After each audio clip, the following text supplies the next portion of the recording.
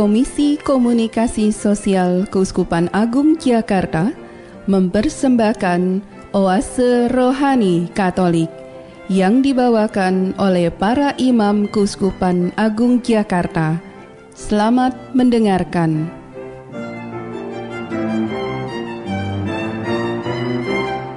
Salam damai, gembala baik dan murah hati. Kita berjumpa kembali di hari ini dalam siaran Oase Rohani Katolik, hari Minggu 29 Mei 2016.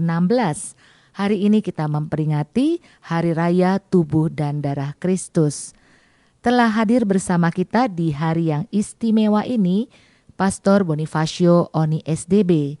Saya Bernadette Marita akan menemani Pastor Oni dan Anda semua selama 1 jam ke depan. Baiklah gembala baik dan murah hati, marilah kita menyapa Pastor Oni yang sudah hadir untuk Anda di hari ini.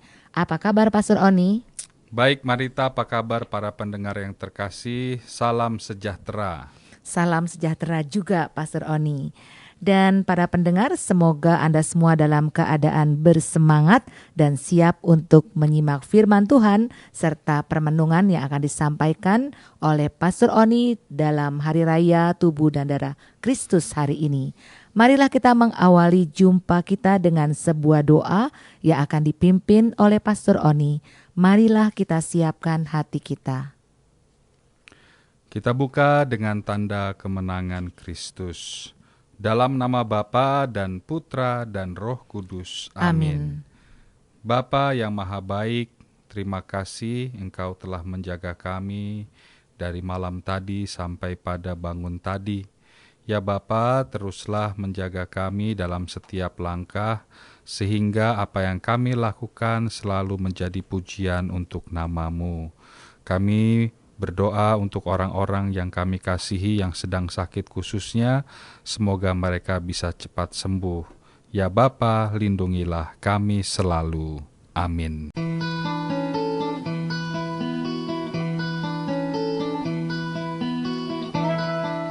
Perbincangan Rohani Injil hari ini. Gembala baik dan murah hati, setelah kita bersatu di dalam doa, marilah kita menyimak bacaan yang diambil dari kitab Kejadian bab 14 ayat 18 sampai 20. Bagi Anda yang bisa membuka kitab suci, silahkan membuka kitab Kejadian bab 14 ayat 18 sampai 20. Melkisedek Raja Salem adalah seorang imam Allah yang maha tinggi. Lalu memberkati Abram, katanya, "Diberkatilah kiranya Abram oleh Allah yang maha tinggi, pencipta langit dan bumi. Dan terpujilah Allah yang maha tinggi, yang telah menyerahkan musuh-musuhmu ke dalam tanganmu." Lalu Abram memberikan kepada Melkisedek 1/10 dari semua jarahannya. Demikianlah sabda Tuhan. Syukur kepada Allah. Gembala baik dan murah hati, setelah kita menyimak bacaan pertama, marilah kita tanggapi dengan Mazmur tanggapan. Inilah tubuhku yang diserahkan bagimu. Inilah darahku yang ditumpahkan bagimu. Lakukanlah ini akan peringatan kepadaku. Beginilah firman Tuhan kepada Tuanku, duduklah di sebelah kananku, sampai musuh-musuhmu kubuat menjadi tumpuan kakimu.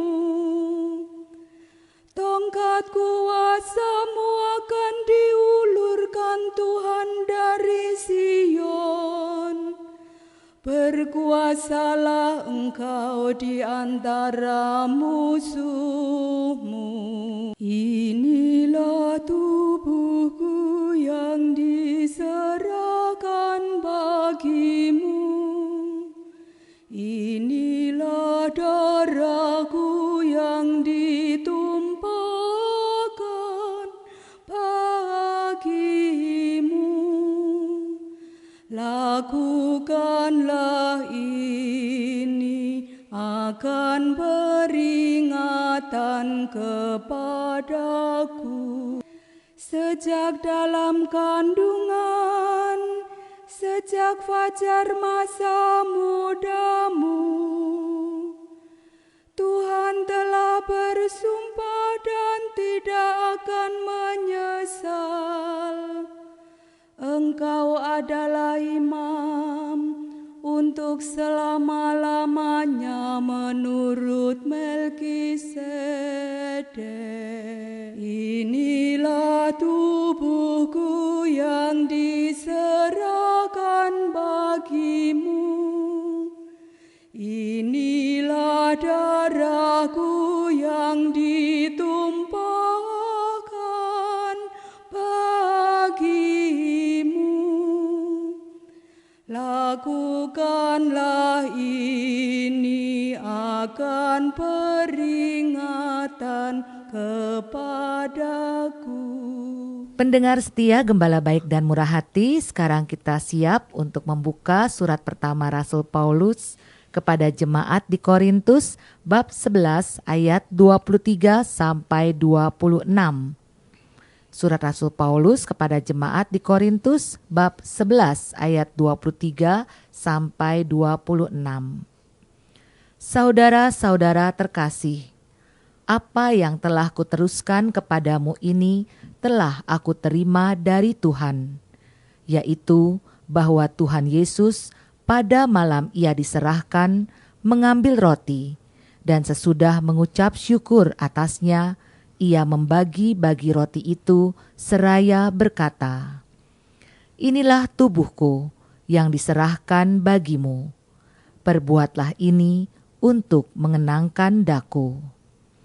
Demikian juga ia mengambil cawan sesudah makan, lalu berkata, "Cawan ini adalah perjanjian baru yang dimeteraikan dalam darahku. Setiap kali kamu meminumnya, perbuatlah ini untuk mengenangkan daku.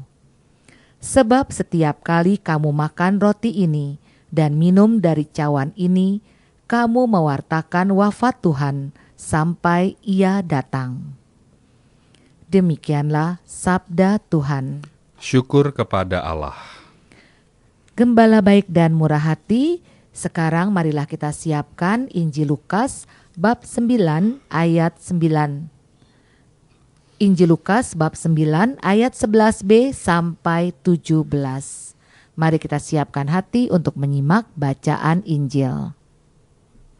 Tuhan sertamu. Dan sertamu juga. Inilah Injil Yesus Kristus menurut Lukas. Dimuliakanlah Tuhan. Sekali peristiwa, Yesus berbicara kepada orang banyak tentang kerajaan Allah, dan ia menyembuhkan orang-orang yang memerlukan penyembuhan. Pada waktu hari mulai malam, datanglah ke-12 murid kepada Yesus dan berkata, "Suruhlah orang banyak itu pergi supaya mereka pergi ke desa dan kampung-kampung sekitar ini untuk mencari tempat penginapan serta makanan, karena di sini kita berada di tempat yang sunyi." Tetapi Yesus berkata kepada mereka, "Kamu harus memberi mereka makan." Mereka menjawab, "Yang ada pada kami tidak lebih dari 5 roti dan 2 ikan, kecuali kalau kami pergi membeli makanan untuk semua orang banyak ini. Sebab di situ ada kira-kira 5.000 orang laki-laki." Lalu Yesus berkata kepada murid-muridnya, "Suruhlah mereka duduk berkelompok-kelompok, kira-kira 50 orang setiap kelompok." Murid-murid melakukannya dan menyuruh semua orang banyak itu duduk. Yesus mengambil 5 roti dan 2 ikan itu, lalu menengadah ke langit dan mengucap berkat. Kemudian membagi-bagi roti itu dan memberikannya kepada para murid supaya dibagi-bagikan kepada orang banyak. Dan mereka semuanya makan sampai kenyang. Kemudian dikumpulkanlah potongan-potongan roti yang sisa sebanyak 12 bakul. Demikianlah Injil Tuhan. Terpujilah Kristus. Pendengar terkasih, gembala baik dan murah hati, setelah kita bersama-sama menyimak firman-firman Tuhan di hari ini, di Hari Raya Tubuh dan Darah Kristus, marilah kita menyimak permenungan yang akan disampaikan oleh Pastor Oni untuk kita semua. Pastor Oni, dari firman Tuhan hari ini, dari bacaan pertama ataupun bacaan kedua, kiranya inspirasi apakah yang ingin disampaikan? Ya, yang pertama kita harus sepakat bahwa Tuhan itu sudah sangat baik kepada kita.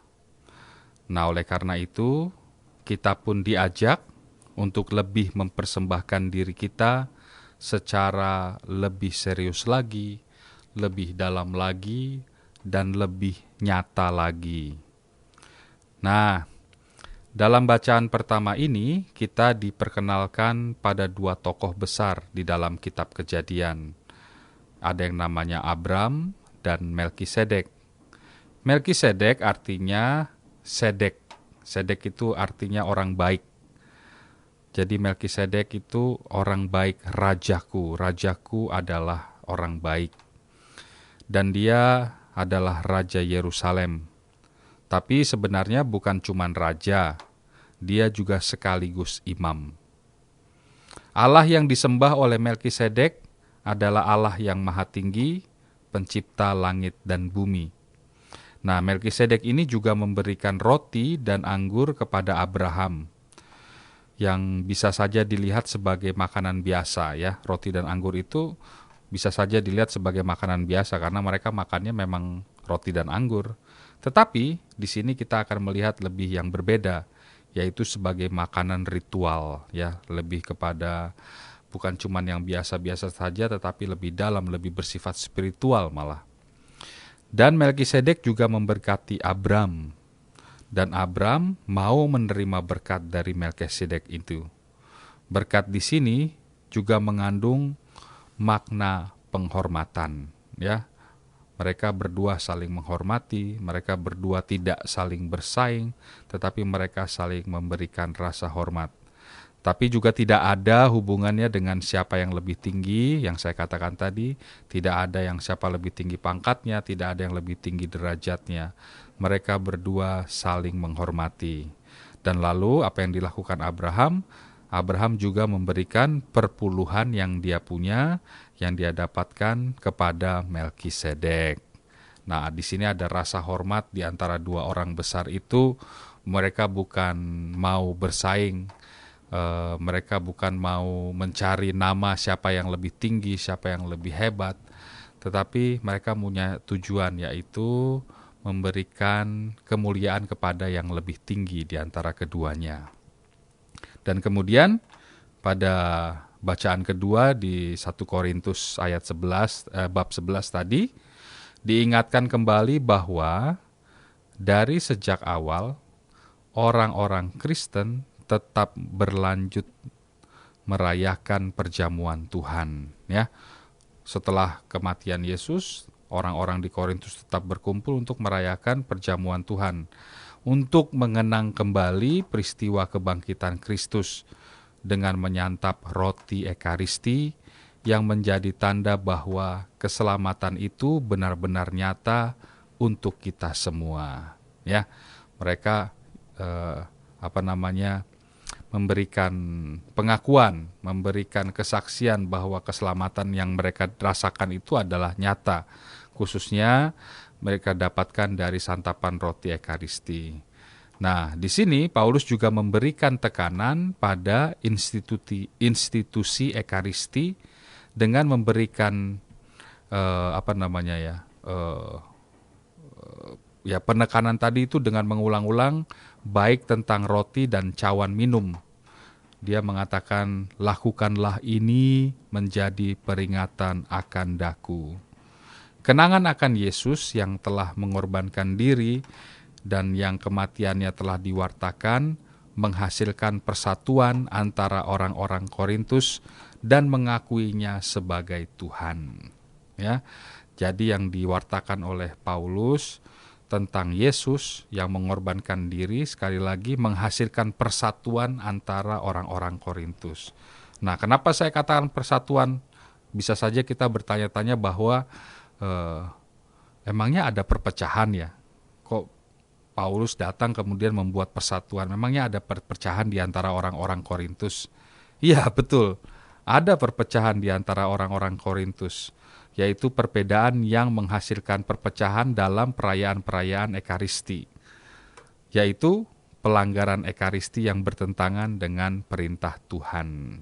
Jadi kumpul-kumpulnya mereka itu banyak juga yang mau merayakan Ekaristi, tapi juga hanya mau kumpul-kumpul saja. Contohnya, orang yang satu kelompok yang datang bawa makanannya sendiri, makan dengan rakusnya, tidak memikirkan orang lain yang tidak punya, yang lebih lapar, pokoknya dia makan aja. Yang datang gak bawa makan ya dicuekin aja. Biasanya yang kelaparan adalah yang miskin, karena yang kaya tadi itu membawa makanan sendiri. Oh ya, saya ingatkan bahwa bentuk Ekaristi pada zaman dulu belum seperti kayak kita ini ya. Kok makan-makan gimana? Ya lebih kepada perjamuan makan itu. Jadi jangan disamakan dengan yang sedang kita lakukan sekarang ini. Kumpul-kumpul mereka setelah makan minum, apa yang terjadi? Mereka menjadi mabuk gitu ya. Karena mereka, ada kumpul-kumpul nih, ada perjamuan, yang mereka pikirkan cuma makan-makan dan minum-minumnya doang. Ya udah kenyang, mabuk-mabuk deh. Kemudian juga ada kebingungan akan pakaian liturgis karena perbedaan gender. Ya, perbedaan gender, pakaiannya bagaimana nih, yang laki harus pakai bagaimana, yang perempuan bagaimana. Ingat kembali pada zaman itu yang namanya perempuan, anak-anak, janda itu kelasnya berbeda dengan para laki-laki ya. Dan itu sangat kelihatan, walaupun sekarang juga seperti itu, ada yang merasakan, tapi zaman dulu lebih terlihat dan lebih terasa. Makanya mereka menjadi kebingungan. Serta juga ada kelompok-kelompok yang merasa sombong karena mendapatkan karunia roh. Kami bisa berbahasa roh, kalian tidak bisa, kalian tidak diberkati Tuhan. Jadi ada perpecahan-perpecahan seperti itu. Dan di sini Paulus mau mempersatukannya dengan membuat pengakuan bahwa Yesus itu adalah Tuhan. Supaya orang-orang Korintus makin mengimani kepada Yesus, strateginya Paulus apa?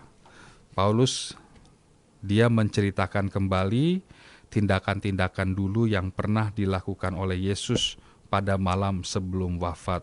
Orang-orang di Korintus diajak kembali mengenang peristiwa-peristiwa yang terjadi kepada Yesus, tentang penglihatan dari murid-murid Yesus, pengkhianatan maksud saya ya, bukan penglihatan, tentang penyangkalan dari murid-murid Yesus bahwa Yesus juga dihianati, Yesus juga disangkal, tentang murid-murid yang bertengkar siapa yang terbesar di antara mereka, nanti yang masuk dalam kerajaan surga, seperti itu.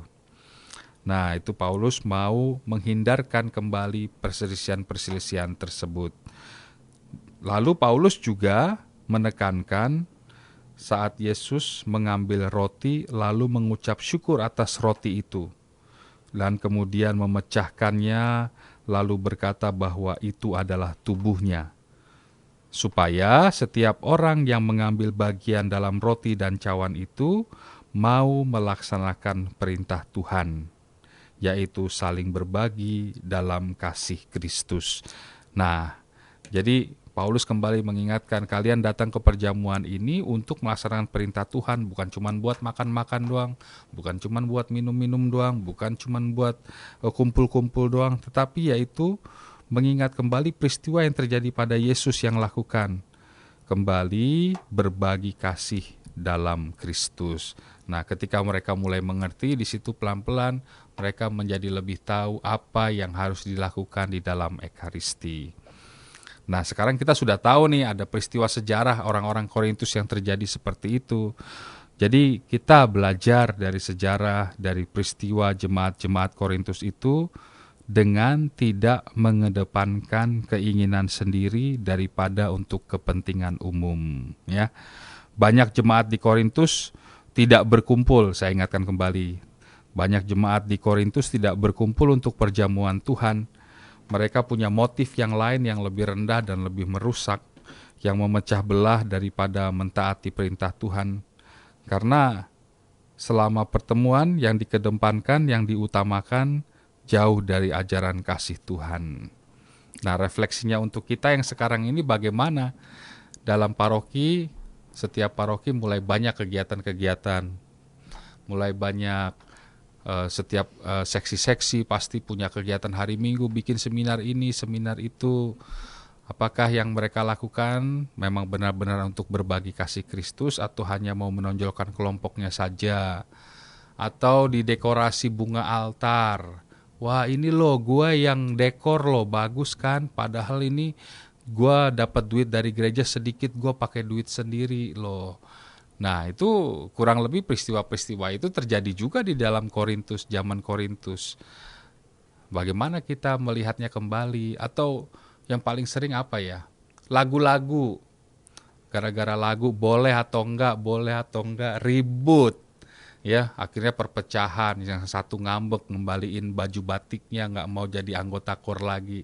Ini yang saya katakan ini benar-benar terjadi. Jadi kenapa saya katakan seperti ini? Marilah kita melihat kembali. Yesus mendirikan institusi gereja ini, melakukan perjamuan Tuhan ini dengan darahnya. Dia mengorbankan darahnya sendiri, tubuhnya sendiri, bahkan juga dihianati, disangkal oleh muridnya. Nah, ketika ini sudah terjadi, loh kok diulang lagi seperti itu? Nah, ini baik untuk kita melihat kembali apa yang sebenarnya pada saat kita melayani Tuhan yang mau kita cari. Yang dulu saya sering katakan, kalau lagu kemuliaan itu, kemuliaan kepada Bapa atau kemuliaan kepada diriku sendiri. Nah, ini baik untuk kita semua kita refleksikan. Ada saatnya untuk naik dan ada saatnya untuk tenggelam. Tapi pada saat ini kita diajak semua untuk melihat kembali kebenaran dengan mengakui kesalahan secara rendah hati untuk memuliakan nama Tuhan. Begitu kira-kira. Terima kasih Pastor Oni. Berarti semuanya untuk memuliakan nama Tuhan. Ya, makanya dari zaman dahulu juga ada usaha untuk mempersatukan dalam Yesus adalah Tuhan ya, Pastor Oni ya. Iya. Seperti tadi yang dicontohkan oleh Pastor Oni yang terjadi pada saat ini pun, bahwa masih ada saja orang-orang yang melakukan sesuatu bukan untuk kemuliaan Tuhan, tetapi di balik itu untuk kemuliaan dirinya sendiri atau pamer tentang apa yang bisa diperbuatnya, apa yang sudah dia capai. Nah, ketika kita melihat pengorbanan Yesus sendiri, sebenarnya mungkin kita bisa lebih merefleksikan apa yang dapat kita lakukan untuk membayar ataupun bukan membayar ya, maksudnya apa yang dapat kita persembahkan untuk Tuhan yang telah mengorbankan tubuh dan darahnya untuk kita. Mungkin itu bisa kita refleksikan ya Pastor Oni ya. Iya. Sehingga kita melakukan sesuatu bukan untuk kemuliaan diri sendiri tersebut. Iya, baik. Rambu-rambunya apa? Rambu-rambunya apa nih? Kalau pastor saya ini sebenarnya pelayanan loh. Kalau dia ngomongnya, saya pelayanan. Kok pastor bisa menilai saya ya, seperti rambu-rambunya itu apa? Rambu-rambunya pertama syaratnya perlu ada yang namanya kerendahan hati. Artinya apa? Coba pikirkan kembali pada saat kita melayani kemudian mendapatkan teguran. Ditegur gitu ya atas tindakan yang sedang kita lakukan. Reaksi kita waktu itu apa? Ya. Reaksi kita waktu itu apa? Kalau reaksinya marah-marah, meluap-luap, merasa dihina, merasa dibenci, pastornya tidak baik, dewannya tidak baik, teman-temanku tidak baik, padahal aku sudah susah payah seperti ini, saya sangat yakin bahwa yang sedang dilakukan itu bukan pelayanan kepada Tuhan, tetapi adalah untuk memajukan kesombongan diri. Tapi kalau kita mau ya mungkin kecewa tapi merefleksikannya dan melihat kembali secara positif, itu saya sangat yakin yang sedang dilakukan adalah benar-benar pelayanan kepada Tuhan. Kekecewaan itu boleh, tetapi kekecewaan itu bukan menjadi pondasi untuk kita mau berpaling dari Tuhan. Ya, mau melihat kembali sekali lagi secara lebih positif diri kita pada saat kita mau melayani Tuhan. Apa yang aku cari? Ya, berarti kunci utamanya adalah kerendahan hati dan mau melihat kembali hal yang positif di balik peristiwa yang dialami ya, Pastor Oni ya. Iya. Baik, pendengar terkasih, Gembala baik dan murah hati, marilah kita resapkan apa yang disampaikan oleh Pastor Oni di bagian pertama ini dan kita refleksikan kembali untuk diri kita masing-masing. Di bagian kedua nanti Pastor Oni akan kembali menjumpai Anda.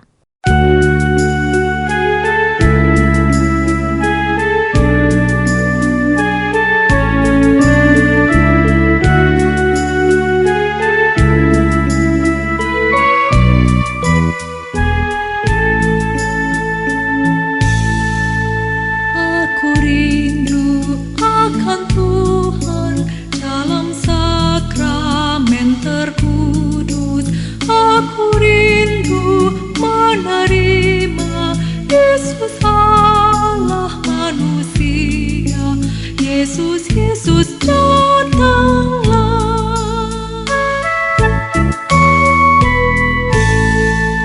Yesus tinggal di hatiku.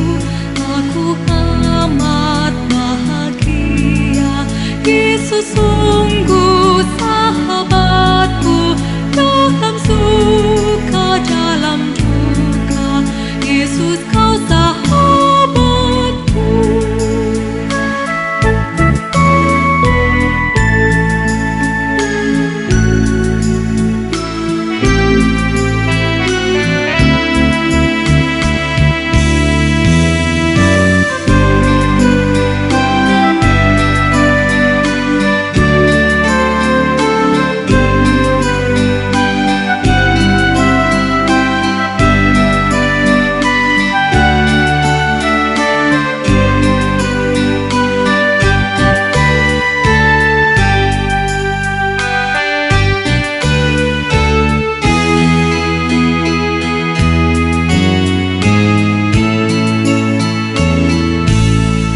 Salam tubuh yang mulia, salam darah yang berharga. Kau menghapus dosa dunia dalam wafatmu di salib. Puji syukur bagimu.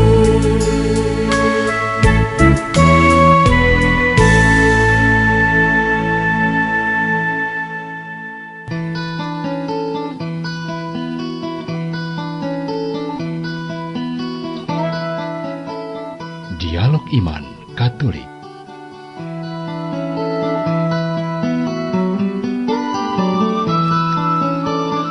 Gembala baik dan murah hati, kita berjumpa kembali di Oase Rohani Katolik di bagian yang kedua. Hari ini Minggu 29 Mei 2016, Hari Raya Tubuh dan Darah Kristus. Bagi Anda yang baru saja menyimak Oase Rohani Katolik, saat ini Anda masih ditemani oleh Pastor Bonifacio Oni SDB bersama saya Bernadette Marita. Kami akan menemani Anda sampai di penghujung acara nanti. Dan sebelum kita melanjutkan menyimak permenungan yang disampaikan oleh Pastor Oni, saya sampaikan bagi Anda yang ingin memberikan usul, saran, ataupun bertanya, Anda dapat kirim sebuah pesan singkat ke nomor handphone 0822 1036 1555. 0822 1036 1555. Atau bagi Anda yang ingin sharing iman, Anda dapat kirim melalui alamat email kami orkkaj@yahoo.com. Baiklah, pendengar terkasih, kita akan melanjutkan menyimak permenungan yang akan disampaikan kembali oleh Pastor Oni di Hari Raya Tubuh dan Darah Kristus hari ini. Pastor Oni, kelanjutannya bagaimana permenungan hari ini? Ya, di bagian bacaan Injil ini menjadi bacaan yang saya sangat yakin favorit untuk orang banyak, karena ini salah satu episode yang saya juga sangat yakin semua orang pasti pernah mendengarnya, yaitu tentang Yesus yang menggandakan roti. Nah, kabar baiknya apa? Karena di sini kita melihat bahwa Yesus memberikan garansinya di mana kerajaan Allah pasti akan memberikan kesembuhan bagi yang sakit, makanan bagi yang lapar. Mereka yang lelah akan dipuaskan, mereka yang sedih akan dihibur. Karena ini adalah tugas dari gereja, tugas dari pemimpin gereja untuk memberikan rahmat penghiburan kepada semua orang yang membutuhkan. Nah, saya ulang nih situasinya. Jadi dalam bacaan Injil tadi, ceritanya para rasul ini baru kembali pulang dari tugas pertama yang diberikan oleh Yesus sendiri. Ya, jadi ingat mereka disebar untuk mewartakan kabar cinta kasih kepada orang banyak. Mereka pasti mengalami banyak kejadian-kejadian yang mereka temui dalam perjalanan mereka, dalam tugas-tugas mereka, dan sekarang mereka kembali. Maunya mereka akan bercerita-cerita gitu ya, biasa. Dalam sebuah keluarga juga seperti itu. Anak pergi dari rumah, misalnya jalan-jalan atau ke sekolah, habis itu kumpul lagi di meja makan atau di mana, cerita, tadi ngapain, tadi apa peristiwa yang kamu temui, yang menyenangkan, yang tidak menyenangkan. Nah, ini sama yang terjadi pada zaman itu, pada saat itu. Mereka mau bercerita, tetapi ternyata orang-orang banyak itu tahu bahwa Yesus dan murid-muridnya, rasul-rasulnya itu sedang berkumpul di sebuah tempat. Jadi mereka berbondong-bondong mendatangi untuk mau lebih dekat dengan Tuhan lagi.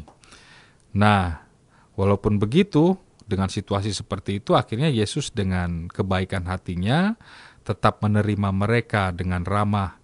Karena di sini Yesus mau memberikan teladan juga kepada murid-muridnya, yaitu para rasul-rasulnya, tentang bagaimana sikap melayani. Karena tidak lama lagi, para rasulnya pun harus meneruskan karya-karyanya sendiri. Di sini bukan Yesus hanya karena dia baik hati, tapi juga mau mengajarkan kepada rasul-rasulnya bagaimana bersikap dengan orang-orang. Nah, setelah itu Yesus menyembuhkan, Yesus mengajar, banyak yang dia lakukan sampai malam mau tiba. Maksudnya malam mau tiba ini apa maksudnya? Maksudnya adalah waktu makan malam sudah dekat. Oh, kirain masih sore hari begitu. Iya, ini waktu makan malam sudah dekat nih. Para rasul jadi merasa bahwa tempat menginap dan makan malam tidak mencukupi untuk semuanya. Dan mereka meminta kepada Yesus supaya orang-orang itu disuruh pulang. Ya, daripada tidak bisa diberi makan mungkin ya, tidak bisa diberikan tempat untuk beristirahat karena sudah malam nantinya, bagaimana suruh pulang aja, cari makanan sendiri, cari tempat istirahat sendiri. Tetapi di sini Yesus mempunyai cara berpikir yang berbeda lagi dengan para rasulnya.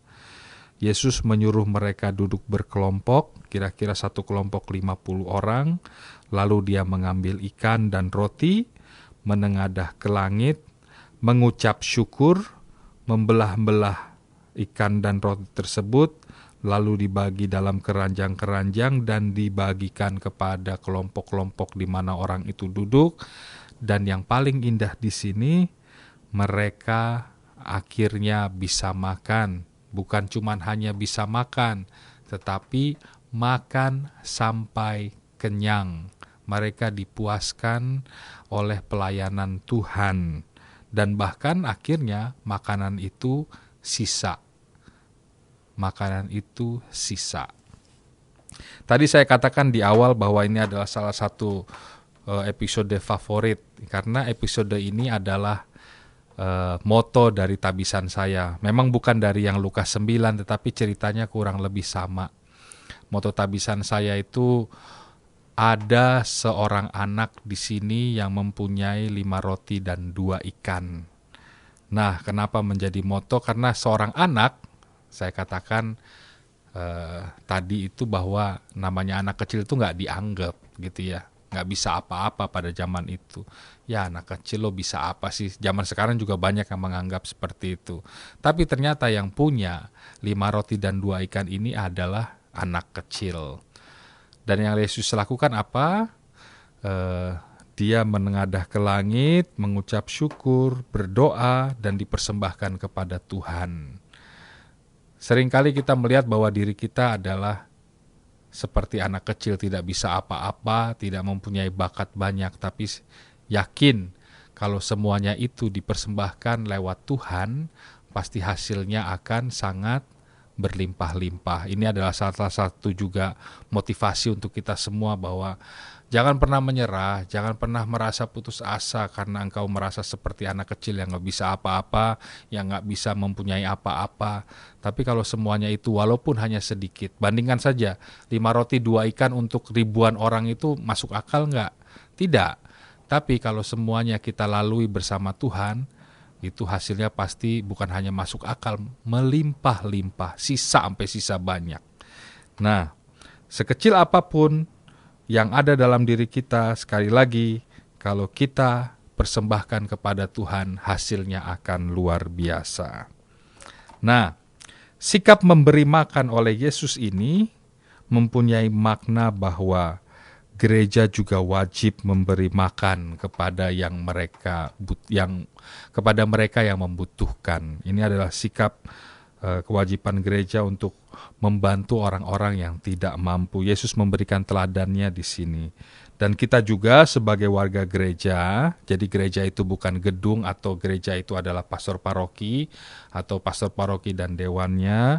Bukan, kita semua warga gereja juga punya kewajiban untuk mencontoh teladan Yesus, yaitu saling berbagi. Jangan lupa itu. Nah, akhirnya kita melihat bahwa Yesus sendirilah adalah sang roti yang hidup. Apa arti dari kata makanlah tubuhku dan minumlah darahku?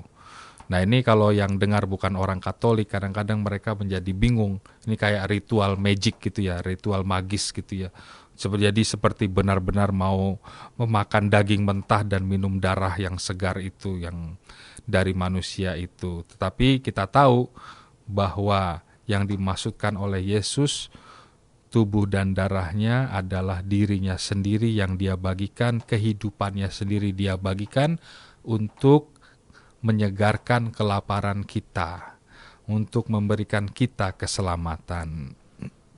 Nah, selama perjamuan yang menjadi tanda berbagi dan bersahabat ya, karena biasanya makan bersama keluarga atau teman-teman adalah bentuk persaudaraan. Jadi perjamuan yang mau ditekankan di sini adalah saling berbagi di antara sahabat. Kita juga di rumah kalau lagi kumpul-kumpul, jalan makan bareng yuk gitu ya, atau masak bareng yuk di rumah, kumpul itu juga saat untuk saling berbagi, saling curhat.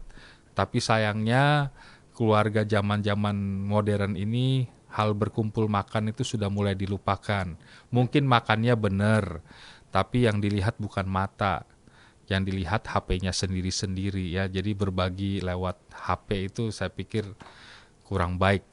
Marilah kita mencoba kembali untuk duduk bersama, saling bercerita, menatap mata, mendengarkan kata-kata, bukan menatap handphonenya lagi dan mendengarkan musik dari handphonenya lagi. Nah, ini sebenarnya memberikan nilai yang sangat positif. Kita munculkan lagi dalam keluarga kita. Karena saya sering lihat kalau pas lagi makan itu duduk di depan TV, bapaknya duduk depan TV, anaknya ngambil piring duduk di mana, pegang handphone, ibunya apalagi di depan Facebook dan lain sebagainya. Mari kita mulai lagi semangat yang baru ini. Tuhan sudah memberikan teladannya melalui perjamuan tersebut. Dan di sini Yesus mengharapkan bahwa semua murid-murid dan pengikutnya harus bersatu dengan dirinya untuk berbagi rasa dan berbagi kehidupan. Karena memakan roti yang adalah Yesus sendiri berarti berbagi kematian dan kebangkitan supaya bisa sampai kepada Bapa. Roti atau makanan dunia ini memang membantu kita untuk tetap hidup, memberikan kita kekenyangan, memberikan kita kesehatan, memberikan kita kekuatan, bahkan kesenangan hidup.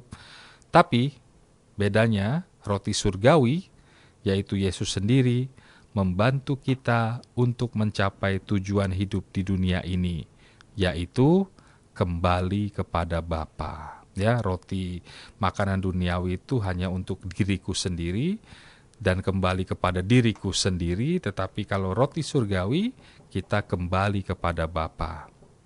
Kembali kepada Tuhan tidak akan bisa kita lakukan atau tidak bisa direalisasi tanpa adanya kepercayaan yang total kepada Tuhan. Kalau masih setengah-setengah percaya sama Tuhan, bagaimana bisa kita kembali kepada Sang Pencipta kita?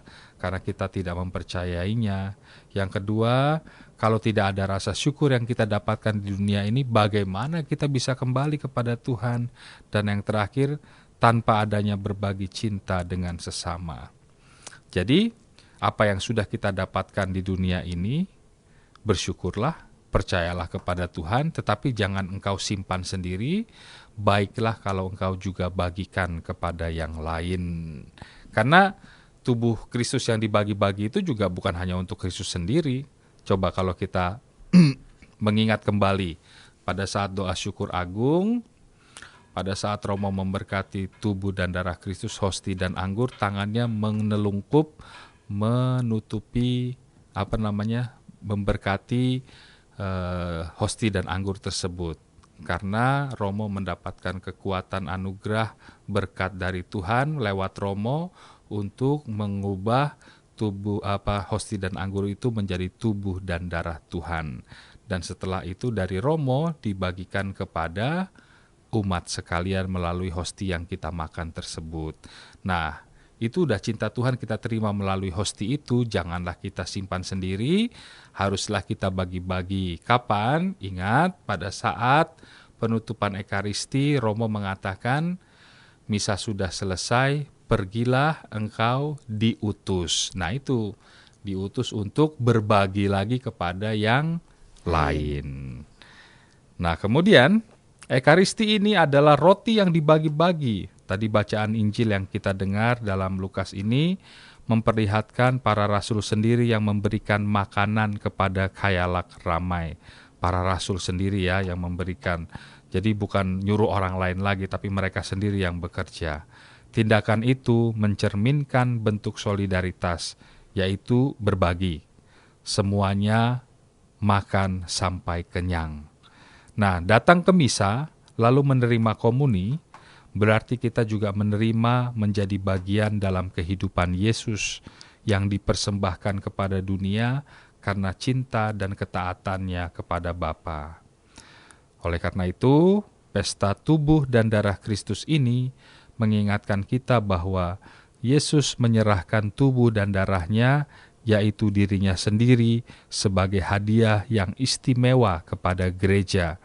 Dan kita umatnya membantu misi Tuhan dengan menjadi pelayan Allah kepada siapapun yang mau mendekati altar untuk memperoleh kehidupan kekal. Yang saya katakan tadi, sudah terima kebaikan dari Tuhan, pergilah engkau diutus, berbagilah apa yang telah engkau dapatkan kepada yang lain. Dan juga Ekaristi memberikan kita rasa kenyang yang mendalam, seperti yang dikatakan oleh Santo Ignatius dari Antioquia.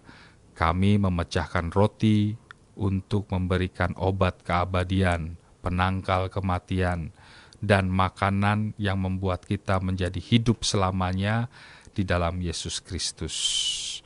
Ekaristi menjadi penangkal segala yang tidak baik karena Tuhan ada di dalamnya. Tuhan hadir di dalam roti Ekaristi, dan ia menyerahkan dirinya secara total sebagai sumber kehidupan. Nah, dalam Ekaristi ada hal-hal praktis yang perlu kita perhatikan. Biasanya waktu saya misa, yang saya selalu perhatikan, pada saat menerima hosti, yang saya sarankan, 1, tangan harus bersih. Ya, jangan pernah ada coretan-coretan. Karena yang sering saya dapatkan ada daftar belanja. Kali habis belanja dari pasar, misa, lupa cuci tangan, atau udah cuci tangan belum kehapus, ada tulisan bawang bombay, bawang merah, cabe gitu ya. Atau nomor-nomor HP ditulis gitu. Atau kalau anak-anak dari sekolah ada contekan-contekan E sama dengan MC kuadrat, wah ini nyontek rumus gitu. Nah itu bersih karena kita mau menerima Tuhan. Kemudian setelah menerima, Romo akan mengatakan tubuh Kristus, dan umat hanya menjawab Amin. amin. Amin saja. Kita mengimani, mengiyakan bahwa Tuhan itu, bahwa tubuh yang hosti yang kita terima itu adalah tubuh Kristus, jangan yang lain. Saya pernah mendengar terima kasih, tidak perlu. Ya, tubuh Kristus terima kasih, nggak perlu, jangan. Amin saja. Lalu setelah itu dimasukkan ke dalam mulut, dimakan dengan rasa hormat. Apa maksudnya rasa hormat? Makannya bukan seperti makan bubble gum, ya, permen karet. Nyak gitu. Ada juga yang begitu, saya juga bingung kok ada ya begitu ya. Kemudian kalau ini nih biasanya keluarga yang punya anak kecil, yang di sampingnya habis itu ketika bapaknya atau ibunya terima hosti, narik-narik celananya, bagi Pak, bagi. Nanti kalau udah sampai tempat duduk, dicoel sedikit dari mulutnya, dikasih bapak anaknya. Ada yang kayak begitu ya. Jangan, lebih baik memberikan pengertian kepada sang anak nanti saatmu akan tiba untuk menerima. Dan juga perlu perhatian bahwa hosti hanya dibuat dari gandum dan anggur hanya asli anggur, ya, tidak bisa diganti. Kalau Bapak Ibu nanti ada romo yang misa lingkungan atau misa di mana, oh romonya lupa bawa hosti. Oh tenang aja, ke toko ini nanti ke warung aja, ke toko supermarket beli roti itu yang bulat-bulat sama aja bentuknya, nggak boleh diganti ya. Atau romonya lupa bawa anggur, oh gampang kita ganti anggur yang Pak Jenggot, itu anggur orang tua. Itu berbeda sama sekali. Jadi jangan pernah mengganti hal tersebut ya. Yang sudah ditetapkan itu yang ditetapkan, jangan coba ganti-ganti. Tapi yang perlu diingat, saya mau menutup dengan kata-katanya Bunda Teresa, jangan memisahkan hidup kita dari Ekaristi, karena suatu saat hidup kita akan terasa hampa. Ekaristi bukan cuma bagaimana kita bersikap, tapi Ekaristi lebih berisi kepada kepuasan atas segala kelaparan akan Tuhan, karena Kristus sendiri yang mengajak kita dan mengatakan, datanglah kepadaku. Terima kasih Pastor Oni, bahwa Yesus memberikan dirinya, membagi-bagikan dirinya bagi banyak orang, mengajarkan kita untuk saling berbagi. Kembali kepada Tuhan tadi, percaya, bersyukur, dan berbagi cinta. Itu adalah bagaimana kita juga melakukan seperti Tuhan Yesus yang juga rela membagi dirinya untuk keselamatan banyak orang. Pastor Oni, di Hari Raya Tubuh dan Darah Kristus ini juga sebagian besar anak-anak menerima komuni pertama. Biasanya di paroki-paroki penyelenggaraan penerimaan komuni pertama itu dilakukan tepat pada Hari Raya Tubuh dan Darah Kristus. Mungkin Pastor Oni bisa memberikan pesan-pesan kepada anak-anak yang akan menerima hosti dan mulai menerima hosti pada saat perayaan ini. Iya betul sekali ya. Untuk anak kecil yang menerima hosti pertama ini pasti sangat menyenangkan. Iya, karena mereka pikirnya rasanya bagaimana begitu ya. Sebagai anak kecil kadang-kadang ya mikirnya gitu, entar rasanya kayak gimana sih gitu ya, enak gak sih gitu.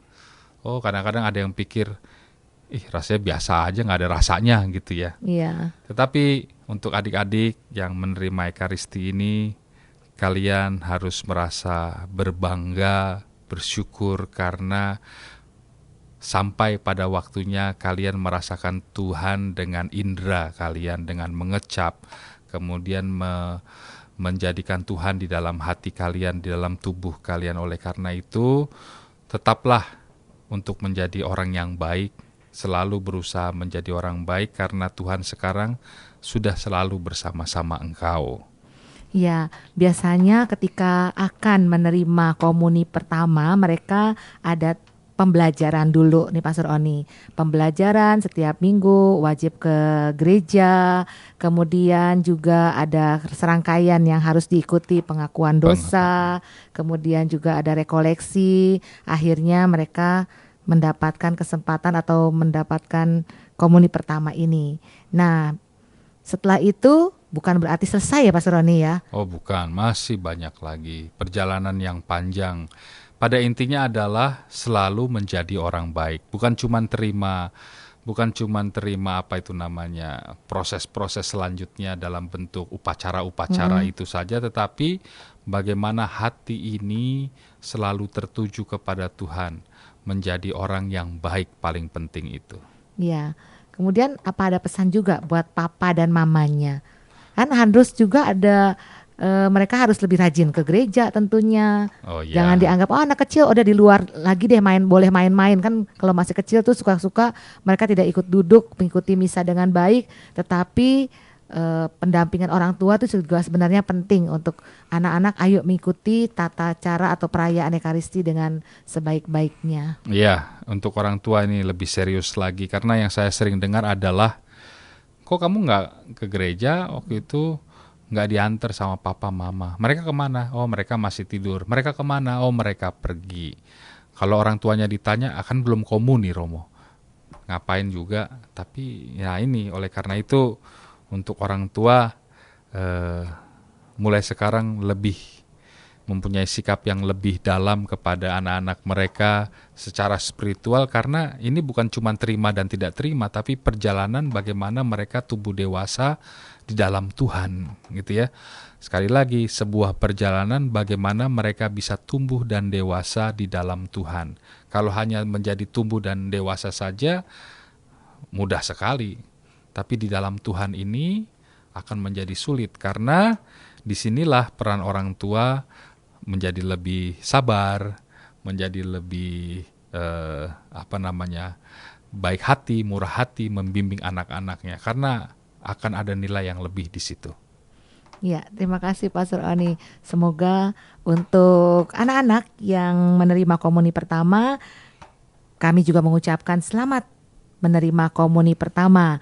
Kalian telah dapat merasakan dengan indera, kata Pastor Oni tadi, mengecap tubuh Kristus, bukan sekedar makannya atau mengecap tubuh Kristusnya itu, tapi makna lebih dalamnya seperti tadi, belajar seperti Kristus yang rendah hati, kemudian penuh kasih dan juga berbuat baik, serta mau berbagi untuk orang lain.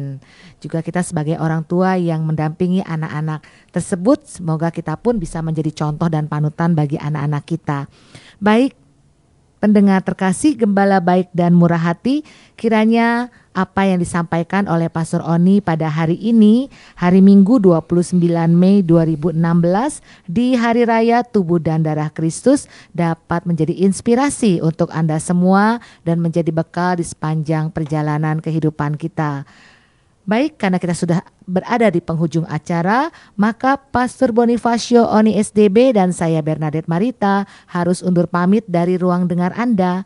Kami mengucapkan selamat berhari raya Tubuh dan Darah Kristus, selamat berhari Minggu bersama keluarga, tentunya dengan tetap bersemangat dan tersenyum, serta berbagi kasih kepada sesama.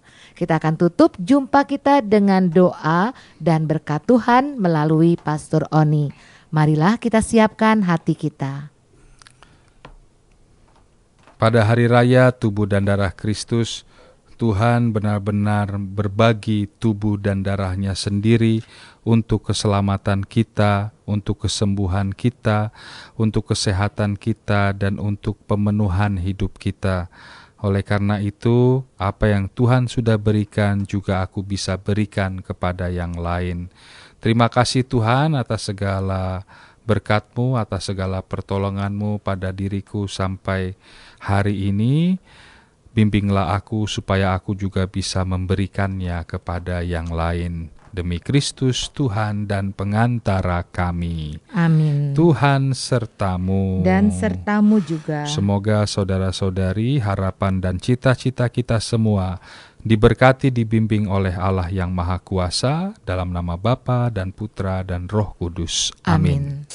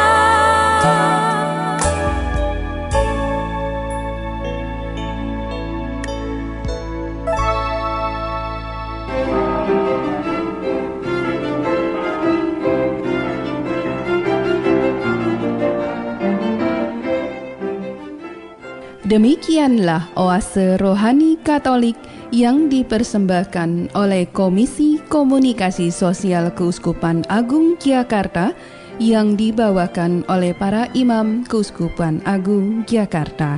Tuhan memberkati.